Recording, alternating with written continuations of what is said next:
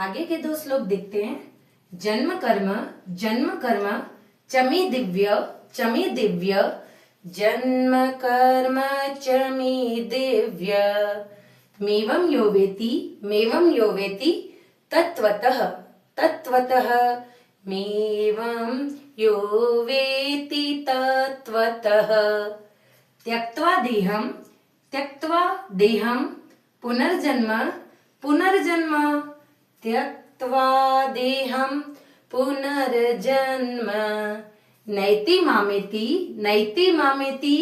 सोऽर्जुन नैति मामेति सोऽर्जुन। पहले इसका अर्थ देखते हैं।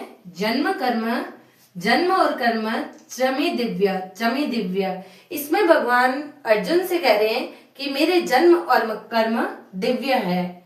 मेवं यो वेति तत्वतः, जो इनको तत्व से जान लेता है। मेवं यो वेति, यो यानी जो, मेवं योति यानी जान लेता है, तत्वतः यानी तत्व से, जो इनको तत्व से जान लेता है। त्यक्त्वा देहं, उसके शरीर का पुनर्जन्म नहीं होता है। नैति मामेति सोऽर्जुन, और अर्जुन का नाम है। नैति मामेति, वह मुझे प्राप्त होता है। इसका हिंदी अनुवाद देखते हैं। हे अर्जुन, मेरे जन्म और कर्म दिव्य है, और इस प्रकार इनको जो मनुष्य, किनको जन्म और कर्म को जो मनुष्य तत्व से जान लेता है, अर्थात दृढ़ता पूर्वक मान लेता है, वह शरीर को त्याग करके पुनर्जन्म को प्राप्त नहीं होता है, प्रत्युत मुझे प्राप्त होता है। इसका भी 4 बार पाठ करना है। अभी एक बार पाठ करके बता देती हूँ। जन्म कर्म चमी दिव्य मेवं यो वेति तत्वतः त्यक्त्वा देहं पुनर्जन्म नैति मामेति सोऽर्जुन। 4 बार पाठ करना है। अब अगला देखो। वीतराग भय क्रोधा वीतराग भय क्रोधा मन्मया मामु पाश्रितः